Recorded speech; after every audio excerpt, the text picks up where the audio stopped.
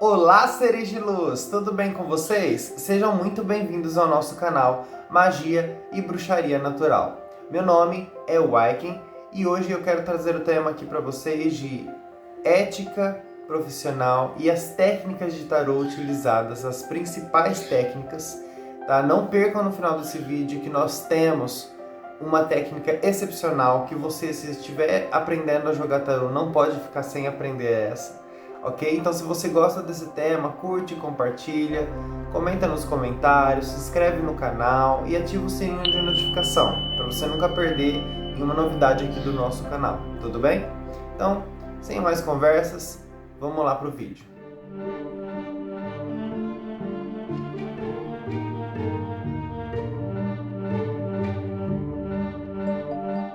Então, vamos iniciar, né? A nossa aula, né, de leitura de tarô, né, leituras e técnicas utilizadas, né, eu vou falar um pouquinho também sobre a ética profissional. Antes de mais nada, eu gostaria de dizer a vocês que qualquer pessoa pode ler tarô, tá? Se estudar muito, se estudar técnicas, se estudar os arquétipos, tá? Qualquer pessoa é capaz de ler o tarô. Lógico que com limitações, se não tiver o dom, né? O dom da a intuição, o dom da cartomancia. Se não tiver esse dom, lógico que terá algumas dificuldades, mas não impede da pessoa se tornar o tarólogo, né? Se tornar uma pessoa que lê as cartas, que conhece os arquétipos. Os arquétipos, pessoal, nada mais são do que imagens e situações que refletem nosso comportamento, nosso dia a dia, né? São imagens que interpretam histórias arquétipicas que têm correspondência com o que nós passamos no nosso dia a dia, mental, espiritual, físico, emocional, tá? Então, nós vamos começar aqui com essa aula sobre a leitura. E aí eu já digo para vocês que o tarô, nele é um jogo, né, jogado por muitos países, né, na França principalmente e outros países também. Né, ele é composto por 78 cartas. Né? Existe a Federação Brasileira de Tarô, né? E aí ela publica as regras oficiais do jogo, né? Alguns jogos da mesma família também têm nomes diferentes, né? Eles são também jogados em outros países, na Europa Central, né? Na região da Floresta Negra do sul da Alemanha, na Suíça, na Áustria, Hungria, tá? E no norte da Itália. Desde o século XVIII, as cartas passaram a ser usadas, tá? Para a previsão do futuro, e desde o fim do século XIX, elas integram então o cerne do esoterismo moderno, logicamente que não somente o tarô, mas também a astrologia, alquimia medieval, tá? Então, qual é a origem do tarô? Né? O tarô ele começou a surgir lá, a gente pode falar tarô, tarote, tá? Ela tem vários nomes, cada um chama de um jeito. Então, as cartas de tarô elas vieram surgir entre aí por meio do século XV e do século XVI, no norte da Itália, tá? E foram criadas para um jogo que era jogado pelos nobres, tá? O jogo tinha o mesmo nome, chamava Tarô. E pelos senhores das casas tradicionais, né, na Europa continental. Ele também é conhecido como tarote, como vocês estão vendo aqui, taró, com T no final, tarote, taroque e outros nomes, né, aí que as pessoas empregam. Tapu, tapu em grego, né? Então, são vários nomes. É caracteristicamente um conjunto de 78 cartas, então o tarô ele tem 78 cartas, ou 78 lâminas, tá? Compostos, né, por 22 arcanos maiores. Desses 22 arcanos maiores, nós temos, podemos chamar de trunfos também, ou arcanos, tá? Nós temos o Coringa e 21 cartas, que são os trunfos maiores, tá? Então, totalizando em 22 cartas. E depois nós temos mais 4 conjuntos de naipes, né, correspondente aos naipes do baralho, né, mesmo, baralho comum, que seriam os naipes copas, paus, ouros, né, e espadas. Então eles são compostos por 4 conjuntos com 14 cartas cada uma, né? São chamados de arcanos menores. 10 cartas entre esses conjuntos são numeradas com 1 de copas, 2 de copas, as de copas, igual o tarô normal, igual o baralho normal. Só que além disso, tem 4 figuras que totaliza 14, que são as figuras consideradas cartas da corte, que aí a gente vai encontrar o pajem de espadas, ou valete, né, que é falado, mas é o pajem de espadas, pajem de copas, então seria pajem, rei, rainha e cavaleiro, tá bom?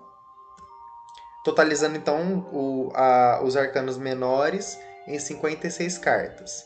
E aí juntando tudo dá 78, ok?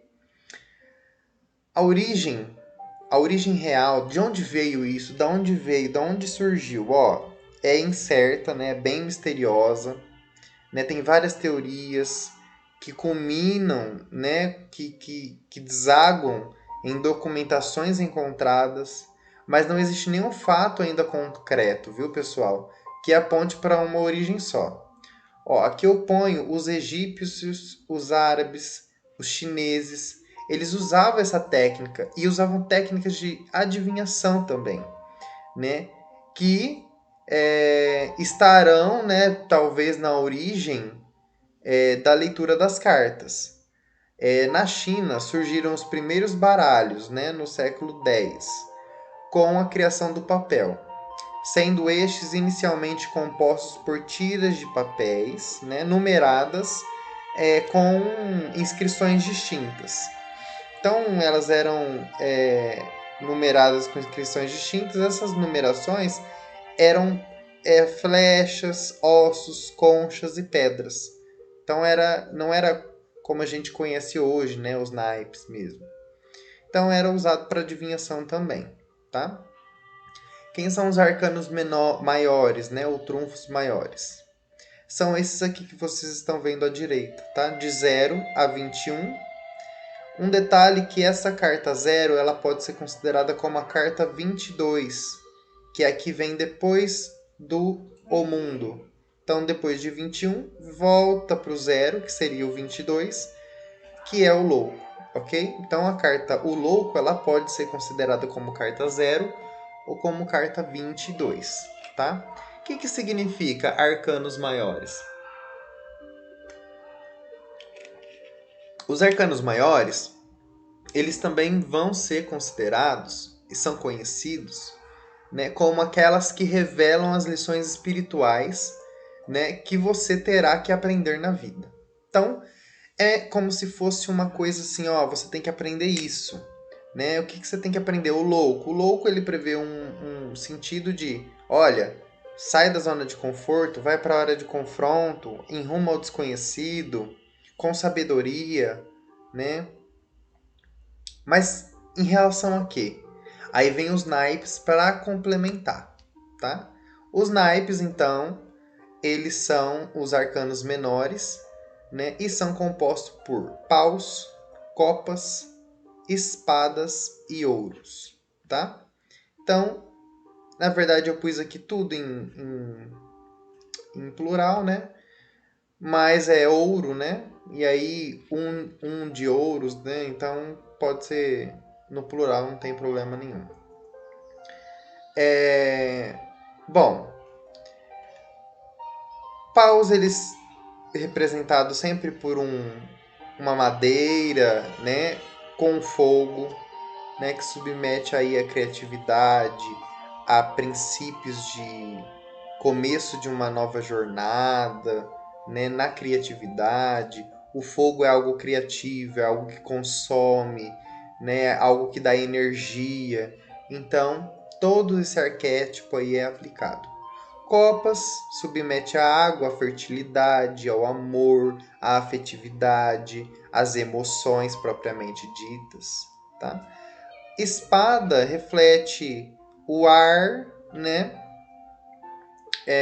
Que pode ser relacionado à nossa mente, então coisas mentais, tá bom? E aí, copas relacionado ao material, à terra, né? E aí a gente vai aplicar as coisas materiais aí. Então aí, os arcanos maiores, eles precisam de um sentido específico. E aí entram os arcanos menores ou trunfos menores. Um exemplo básico aqui, né? Eles vão dar um sentido mais específico nesse sentido aqui. Eu preciso que eu alcance algo, saia da área de conforto e vá para a área de confronto. Mas em relação a quê? Aí eu puxo uma segunda carta. Vamos supor que uma segunda carta venha essa, que seria o 10 de copas, tá? Então, eu preciso sair da zona de conforto e ir para a área de confronto na área amorosa. Entende? Então, existe essa especificidade que é dada pelos trunfos menores, ok? Aí, logicamente, a gente tem que sempre levar em conta a situação da pessoa. Eu sempre costumo perguntar, você é casada? Só para adequar mais, tá? Porque para adequar mais a realidade da pessoa. Então, por exemplo, olha, você vai sair da zona de conforto e ir para a área de confronto no seu casamento. Né? Você parou, esfriou o amor, então tá na hora de voltar ao normal de novo, como era antigamente. Ou tá namorando, tá na hora de casar, tomar a iniciativa, né? Sair dessa zona de conforto que nos mata. Tá? É um exemplo bem simples assim, né? Então, pessoal, as técnicas, né, que é o nosso objetivo hoje, não é se ater às cartas. Né? Aqui eu até mostro para vocês todas as cartas, né? Que seriam, né, o mágico, a papisa ou a sacerdotisa, a imperatriz, o imperador, o sumo sacerdote, né, os enamorados, a carruagem, a justiça, o eremita, a roda da fortuna, a força, o enforcado, morte, temperança, o diabo, a torre, a estrela, a lua, o sol, o julgamento, o mundo.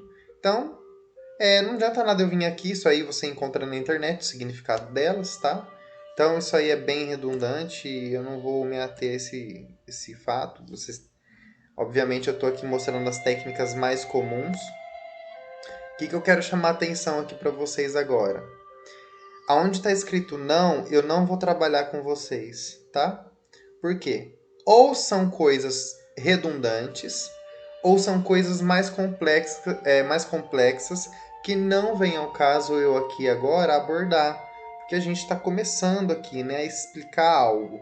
Então, Peladan, Tiragem em Cruz, Kairalá, Pais e Filhos, Lição da Torre e Ferradura são coisas muito redundantes que as outras aqui que eu vou trabalhar com vocês também abordam.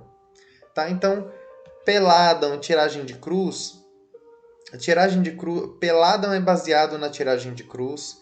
A tiragem de cruz e Peladan é necessário fazer uma conta, né? Então, assim, é cálculo mesmo, então a gente vai deixar isso meio de lado. Kairalá, ela lembra a lição da torre, ferradura, pais e filhos também.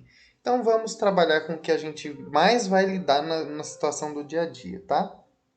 Isso aqui essas que eu coloquei não, geralmente é para pessoa que já joga há muito tempo, que já está acostumada, ok?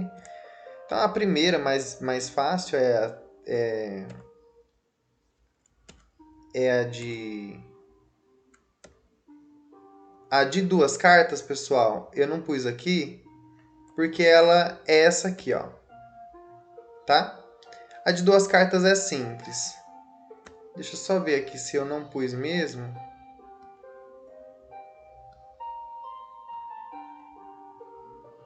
Realmente eu acho que eu não pus. Mas se mais pra frente ela tiver lá, às vezes tá mais pra frente. Mas a de duas cartas, que é a primeira, seria essa aqui, tá? A única diferença é que a posição dessa número 1 e número 2 seria assim. A número 1 na posição vertical e a número 2 na posição horizontal. Então seria a situação, tá? A sua situação. E a deitada seria um desafio, tá? Então a sua situação é que você está numa zona de conforto, precisa sair, e o seu desafio é a área emocional, ok? Então a de duas cartas é bem simplória mesmo. A de três cartas, ela pode ser colocada assim, colocada assim. Eric, eu posso pôr como? Eu ponho virado para baixo, eu já desviro tudo. As cartas, como você quiser, tá? O que você achar melhor. Eu já acostumei colocar tudo, abrir tudo. Tem gente que vai parte por parte para não se perder, então, mas eu já acostumei abrir todas as cartas, né? É sempre embaralhado, né? Sempre dado para o cliente. Eu costumo deixar a pessoa relar a mão na carta para passar energia para a carta. Tem pessoas que não deixam ninguém pegar, né? Eu só deixo pegar nessa situação na hora que eu vou ler, a pessoa põe a mão, ela transmite energia. Primeiro que eu nunca pergunto o que a pessoa quer saber, sobre o que ela quer saber, né? Eu sempre mostro para ela o que ela precisa saber. Uma coisa que a gente tem que pôr em nossa mente é que o tarô ele não revela o que a gente quer saber, mas aquilo que a gente precisa saber. A não ser salvo aquelas circunstâncias que a pessoa realmente pergunta sobre o assunto. Então, aí, obviamente, aí sim, vamos nos ater ao que a pessoa quer saber, mas eu nunca pergunto, sobre o que você quer saber? Não. Né? Então, se a pessoa vem até a mim, joga a carta para mim e ela não me falar nada sobre o que ela quer, eu vou jogar uma situação geral e vou mostrar o que ela precisa saber. Né? Senão não tinha nem sentido ela vir me procurar, né? Não tem sentido. Eu vou no cartomante, no tarólogo, para eu falar para ele o que ele tem que me falar? Não. Então, é adivinhação mesmo, né? Você acaba prevendo o futuro mesmo antes de acontecer. Então, aqui é uma situação bem comum, bem simples também. A primeira carta, ela pode mostrar o positivo, o negativo e a síntese. Então, pode ser vista, né, a leitura como sujeito, verbo e complemento. Sujeito, verbo e complemento. Sujeito, verbo e complemento. Tá? Número 1, número 2, número 3. Mas também pode ser vista como uma causa, um desenvolvimento, os efeitos ou consequências. Tá vendo os números aqui, um em cima do outro? Uma alternativa, a outra alternativa, a avaliação final, a meta, a intenção, ou, né, o número 2, os meios para alcançar essas metas, né? 3, as consequências. Número 1, o eu. Número 2, o outro. E número 3, as perspectivas também pode ser lidado. Então, a número 3 ela pode abranger bastante coisa, tá? Tem muita gente, eu vejo muito no Facebook, né? O pessoal joga muito assim. E eles jogam geralmente essa de 3, né? Que é mais rápido. E aí dá uma situação geral, né? Eric, eu quero saber sobre o meu amor. O que está acontecendo? O lado positivo é isso, o lado negativo é esse. Agora, o resultado disso tudo é isso, entendeu? O que está acontecendo? Aí a gente tem sobre a técnica de Afrodite, né? Que é basicamente para ver mesmo sobre o amor. Esse aqui é uma técnica, pessoal, de karma, meses e dias. Essa técnica abrange subtécnicas, tá? Então, alcançar metas, insight kármico, abertura para o dia do aniversário, tiragem para o mês, tiragem para os dias da semana. Insight kármico é para você ver o karma, tá? O feeling, o sentimento, o acontecimento do karma, ok? Vamos começar por alcançar metas, tá? Então, alcançar metas, a disposição das cartas são essas, tá? Sua situação atual é regida pelo número 1. Vai seguindo aqui, tá, pessoal? Número 2, número 3. Quais são as suas metas? O que está impedindo que você alcance suas metas? Então, mostrará o que está impedindo. Vamos supor, cai o 2 de ouros. Olha, está impedindo que você está com muita dificuldade financeira. Você não está conseguindo por causa disso, né? Então, quais são os primeiros passos para tomar, né, para alcançar suas metas? Aí, vamos supor que na número 4 caia o 3 de copas. Então, qual que é o objetivo? O primeiro passo é você não se sentir só em relação ao amor. Porque às vezes a sua situação financeira está travada porque algo sentimental está acontecendo, né? Número 5. Quem ou o que pode ajudar no alcance das metas? Alguém em específico, entendeu? Às vezes aqui, por exemplo, pode cair o rei de ouros, que é alguém considerado como toque de Midas, né? Na mitologia grega, eu estou falando sobre o tarô mitológico, tá? Por quê? Porque é um tarô que abrange muita coisa. Aquela pessoa, eu tiro o chapéu para qualquer pessoa que lê carta muito bem. Mas para as pessoas que usam o tarô mitológico, eu olho com um olhar diferente. Por quê? Porque é um tarô muito complexo, pessoal, de trabalhar. Eu jogo o tarô mitológico já há uns 7 anos. 6 anos eu tenho as minhas cartas, eu não troquei até hoje as minhas. Eu acho que há uns 7 anos. Até hoje eu não aprendi tudo sobre o tarô mitológico. Tá? Então, assim, é muito complexo, ok? Quais são as crenças que você deve ter, né, para alcançar suas metas? E o elemento chave a ser considerado. Ou seja, o que é a chave da questão, né, do problema. Depois o insight kármico. A disposição são essas aqui à direita. As disposições, né, das cartas. Pessoal, enquanto eu vou gravando o vídeo, eu vou parando para tomar água, tá? Então, desculpe se eu der umas pausinhas, porque eu tô com a garganta raspando. Então, assim, número 1. O que você está repetindo de vidas passadas? Então, alguma coisa que está acontecendo na vida passada. Bloqueios e desafios das vidas passadas. Né? O número 3, a gente pode ver as forças de vidas passadas, ou seja, lições que você aprendeu da sua vida passada. O desafio atual, ou seja, o que você precisa aprender nessa vida. Bloqueio atual são as situações que nunca melhoram, né, na sua vida atual. Conexões do presente com o passado são bloqueios, né, atuais que se relacionam com vidas passadas. Um exemplo disso uma vez uma amiga minha veio até mim e pediu para que eu lesse as cartas para ela. E eu disse, olha, nas cartas, você precisa dizer não para a pessoa que... Porque a pessoa, ela foi traída diversas vezes e ela sempre dizia sim. E tudo ficava bom, tudo ficava perfeito. Ele não traiu mais ela, né? Se desculpou. Mas eles brigavam muito e nada dava certo na vida dela. Toda vez que ela falava sim para ele, acontecia várias outras coisas, desencadeava várias outras coisas na vida dela. Então existem ciclos, né? Que se a pessoa não se ater, ela acaba caindo em ciclos viciosos e nunca sai daquilo. Sempre diz sim. Eu falei, olha, para você sair desse bloqueio atual, desse número 5 ou do número 6, né? esse bloqueio atual que se relaciona com a sua vida passada, você precisa dizer não. Diga não, por mais difícil que seja. Senão sua vida não vai para frente. Quebre este ciclo vicioso que está acontecendo na sua linha do tempo.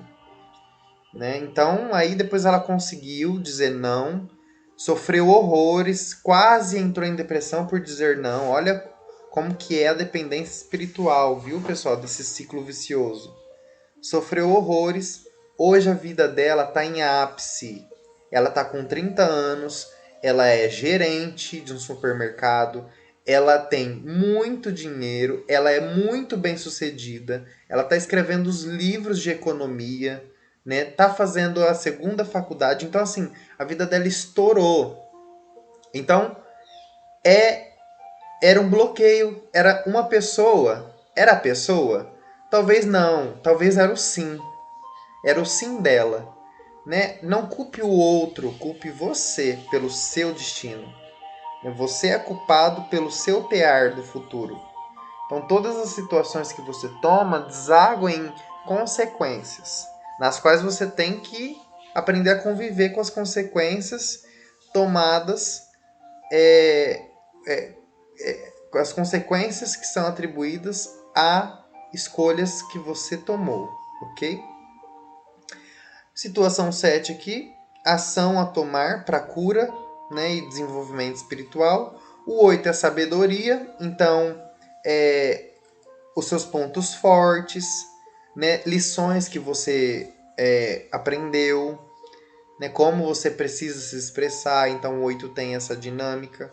E o karma, né? Qual que é o sentido e o próximo passo da sua vida que vai acontecer ao seu karma, ok? Então, abertura para o dia do aniversário. Antes que vocês me perguntem, eu já vou falar. É para o dia do aniversário. Não é para ler em outro dia. Ai, mas eu fiz aniversário na sexta, posso ler no sábado? Não. E agora, eu não posso mais ver? Não, não pode. É para o dia do aniversário essa abertura. A energia é para o dia do aniversário, tá? Ah, mas é... Não, não pode. É meia-noite e 59, 11h59, passou do dia. Eu posso ler? Não pode. Tem que ser no dia do aniversário da pessoa, ok? A disposição são essas aqui, tá? São essas aqui. As influências começam no número 1, número 2, 3, 4, 5, 6, 7, 8 e 9. As influências do passado que estarão terminando, né, nesse novo ciclo. Vitórias do ano que você passou no número 2, né? Questões do ano que passou que serão continuadas no ano que começa. Seu presente, né? O seu momento presente. Novas influências no número 5 que vão acontecer na sua vida. O número 6, né, são desafios que você vai enfrentar nesse novo ano, né, que são nos próximos 12 meses. Metas que você pode, veja bem, pode alcançar. Depende do quê? Depende das influências que estarão na sua vida. Depende muito das atitudes que você vai tomar, ok? Então, número 7, metas que você pode alcançar, né? Número 8, tema geral do próximo ano, né? Seu.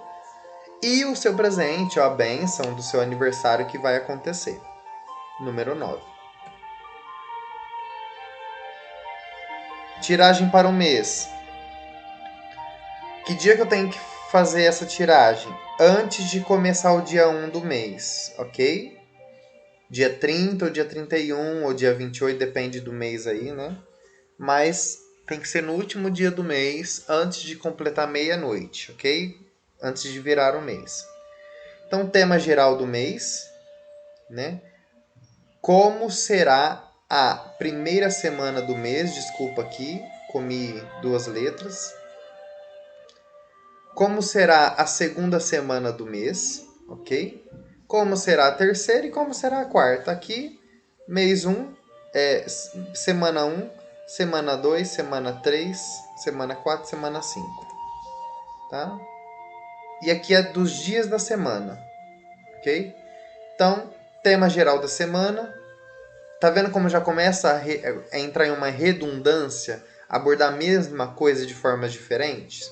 Então, por isso que eu não quis abordar as outras, tá? Tema geral da semana. A 2 é a segunda-feira. Para a semana eu vou ler quando? No domingo, que vai ser o primeiro dia da semana, tá? O tema geral da semana. E aí começa aqui então segunda, terça, quarta, quinta, sexta, sábado e influência sobre o domingo. Tá? Você vai ler toda vez sobre no domingo isso, e aí no domingo você vai ler, você vai ver a influência do próximo domingo. Chegou no domingo, vai ler de novo, tema geral da semana, ok? Eu posso ler, Eric, começar a ler na segunda-feira? Não, não pode. Tem que respeitar essa energia, tá? Tem que respeitar, é um oráculo, são técnicas baseadas em astros, baseadas em energias que precisam ser seguidas, ok? Templo de Afrodite, eu acho que esse é o cargo-chefe de qualquer leitor de cartas. Se você é um leitor de cartas e não conhece essa técnica, então você precisa conhecer, tá? Porque esse é um cargo-chefe de qualquer pessoa que lê cartas. Por quê? Todo mundo quer saber sobre o amor, tá? Muito aqui fácil. Ele e ela, coluna ele. 1 e 4 fala sobre o que os dois pensam entre si. Então, aqui relacionado à mente de cada um, né? Tá? Você pode ler separado a mente dela, a mente dele, e baseado nisso, como isso se interfere com a mente do outro. Tá? O 2 e 5 são sentimentos, né? Então, relação sentimental. Aqui é mais a mente, tá? E aqui é mais afetivo, né? Um pelo outro, né? Como vai o coração de cada um e como vai o coração de um para com o outro. Número 3 e 6 é a atração física, então sexual, tá? De um pelo outro. Como vai o chamado tesão, ok? Entre aspas, ok? Então seria como vai a atração mesmo. Muitos podem achar, nossa, tesão é uma palavra tão subjugada, né? E realmente porque a tesão se refere à atração física, então excitação. Por isso, excitação vem da palavra tesão, tá? Não é, nossa, não é baixo calão, é uma palavra que se refere, tá? À atração física. O resultado ou produto dessas interações, né, o prognóstico para esse casal, ou seja, como será a vida desse casal junta, né, o prognóstico. E aí, pessoal, finalizando aqui, espera aí que só inverti aqui, vamos aqui. Decisão e escolha, então são 2 caminhos aí para tomar, tá? Duas colunas, então são 2 caminhos que você precisa tomar. O número 1 dos 2 caminhos, tá? O que favorece o projeto ou a intenção. Número 2, o que ainda precisa ser trabalhado, melhorado ou criado. Quais são as perspectivas no número 3? E qual o conselho estratégico e a conduta, tá? Para atitude oportuna. Então, assim, Eric, de onde que são essas técnicas? Pessoas que criaram e deram certo. Eu criei uma técnica, ainda não. Eu cheguei até a mostrar por cima, mas ainda não. Assim. Não estou divulgando porque ainda preciso patentear a técnica que eu criei. Vai ser chamada Método Franco, tá? Que é o meu sobrenome, mas assim. Franco vem de verdade, o método da verdade, então vai ser. Mas assim, ainda está muito em aprovação ainda isso. Tá? Eu tô ainda. Tá dando muito certo nas leituras que eu faço. né? Tem dado muito certo mesmo de uma maneira absurda, então eu gostei bastante do método que eu criei, mas assim, essas pessoas criam também, são pessoas que jogam há muito tempo e vão desenvolvendo através da numerologia as posições das cartas, tá? Então aqui você tem o caminho 1 e o caminho 2, essa é bem simples mesmo.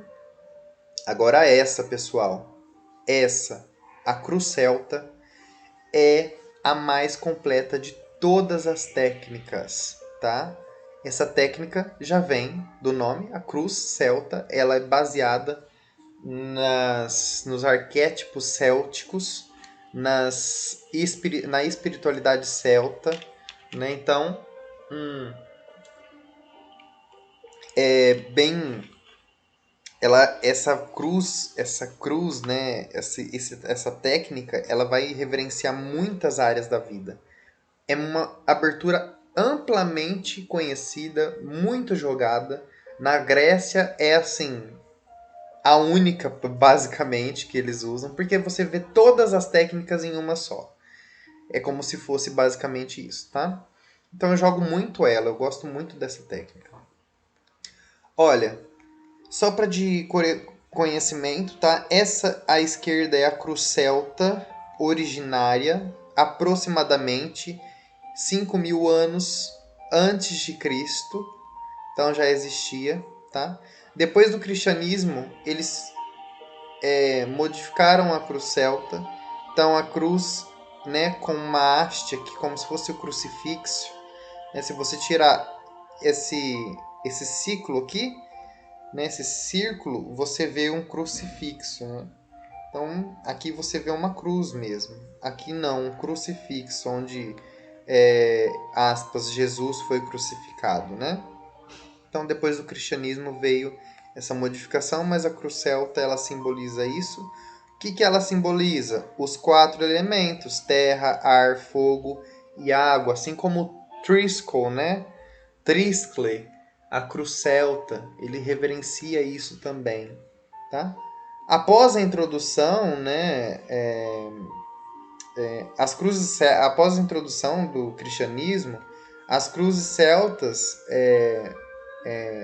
acabaram sendo modificadas, né? Mas elas vieram muito antes do cristianismo, existia muito antes, né? Cerca aí de mais de 5.000 anos até, antes de Cristo. Então, ele simboliza, o círculo simboliza, né, a título de curiosidade, o ciclo infinito, né? O círculo, né? A eternidade, né? E a trilha do sol no céu. Então, depois da introdução do cristianismo, se tornou frequente ver a cruz colocada sobre uma base, né? O que alongou a haste vertical, que seria essa aqui, ok? A técnica. As posições são essas, e aí, né? Vamos lá. Casa 1, carta significadora. Casa 2, carta cruzada, né? Bem simples, está cruzado, então é bem fácil de ver. Carta 3, carta da cabeça. 4, base da questão. 5, passado. 6, futuro. 7, situação atual, como os outros te veem, ou fatores ambientais. Número 8. Número 9, são esperanças ou tremores, e resultado final no número 10, que essa técnica abrange 6 meses, tá? Para acontecimento dos fatos, ou da previsão, né, no caso. Carta significadora é aquilo que significa muito para o consulente. São algo que está muito ligado ao consulente, né? A número 2, a carta cruzada, é aquilo que significa muito, que é a número 1, mas está sendo cruzada por alguma situação, ou algo, ou alguém, né? Na número 2. A número 3 é como a pessoa vê o problema que está acontecendo, ou como a pessoa se sente, né, mentalmente em relação ao problema, né? É a visão de todo o acontecimento desse jogo, né, na cabeça. Número 5 reflete influências do passado. Número 6 são influências do futuro que irão vir ainda. Né? A número 7 é a situação ou a posição atual, onde ela se encontra, a pessoa. Número 8 são como as pessoas te veem ou fatores ambientais. O número 9 são esperanças ou medos que a pessoa tem, ou tremores. Número 10, resultado final, né? Aonde vai desaguar tudo isso. Pessoal, dicas que eu dou. Eu já leio de uma vez tudo, mas vocês podem deixar tudo para baixo e começar pelo número 5, tá? Não precisa começar pelo número 1. Começa pelo número 5, que é o passado, né? Essa técnica, ela existe outras conformações onde o 5 vem aqui no lugar do 6 e o 6 vem aqui no lugar do 5, tá? Mas aí é bem mais complexo, então vamos trazer o mais básico para vocês, tá? Você pode começar pelo número 5. Você pode começar pelo número 4. Olha, a base da questão é essa que está acontecendo na sua vida. Mas você pode começar pela situação atual também, pelo 7. Ou você pode começar pelo 5. Olha, passado era assim, né? Hoje você está no número 7, né? Hoje você está no número 7. Por quê? A base da questão é por causa disso aqui. E aí você vai revelando cartas, entendeu? Conforme você quiser. Então é mais fácil para você montar a história, montar o contexto espiritual, né? Eu já acostumei, então eu já viro tudo e já vou lendo uma leitura geral de tudo. Leio carta por carta para a pessoa entender. É muito importante que a pessoa entenda o que está sendo dito. Às vezes você não vai entender, mas ela vai, porque ela sabe o que ela está passando.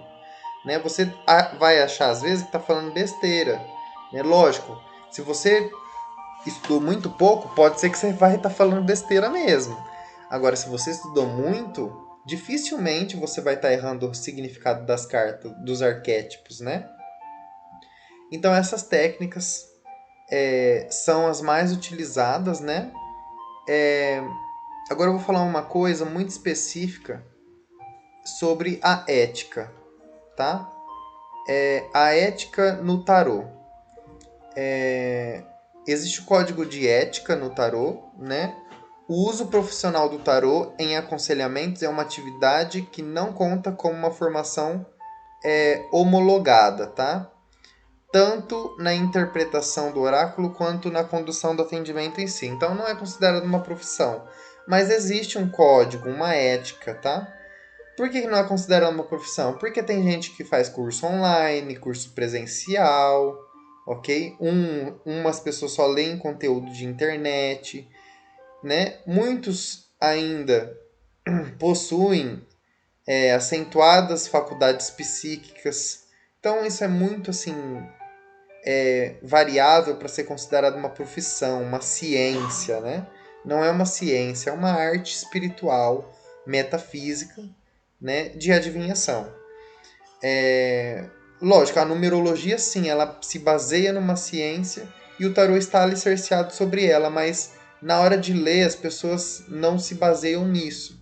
Por isso não é considerado profissional. Independente das habilidades que a pessoa tenha, né? O objetivo de um código de ética não é dizer como as pessoas devem trabalhar, mas estabelecer parâmetros seguros e adequados de atuação protegendo o profissional, aquele que procura esse tipo de orientação e o segmento. Então, pessoal, existe ética. Aquilo que a pessoa te falar, você não vai contar para outra pessoa. Existe código de ética, e esse código de ética é espiritual. Além de tudo, você pode sofrer processo se você falar para alguém algo que você adquiriu esse conhecimento numa leitura, tá? Não pode. É estritamente proibido isso por lei, tá? Então, tome muito cuidado. A ética, aquilo que o pessoal te contar, o consulente te contar, você não deve contar para o outro. Né? Tenha ética, tenha moral, né? Não use outra coisa, não use de conhecimentos que você já tem sobre o outro para dar recadinhos no tarô. Eu não gosto dessa pessoa, ela é chata nesse sentido, eu vou jogar para ela e vou falar, você tem que parar de ser controladora, parar de ser chata, parar de Não é assim que funciona. Não use, não acresça palavras ao tarô. Porque o karma, o cargo kármico sobre isso, sobre sua vida, vai ser muito pesado. Não invente. Outra coisa, não minta. Outra coisa, não omita. Não pode omitir nada. Por isso que toda vez que eu vou jogar, eu sempre procuro dizer: tá preparado para escutar o que precisa e não o que quer? Eu não posso esconder nada. Eu posso sim dar uma amaciada no que eu vou falar, mas eu não posso esconder o que está saindo no tarô, pessoal. Não pode, né? Você corre sérios riscos aí de sofrer no mundo espiritual por conta de esconder coisas, ok? Então é isso, pessoal. Eu espero que vocês tenham gostado desse vídeo. Essas técnicas são extremamente importantes para se tornar um tarólogo, né? Então, memorizem as ideias que eu passei nesse vídeo. Eu espero que tenha ajudado todos vocês. Abençoado seja. Gratidão.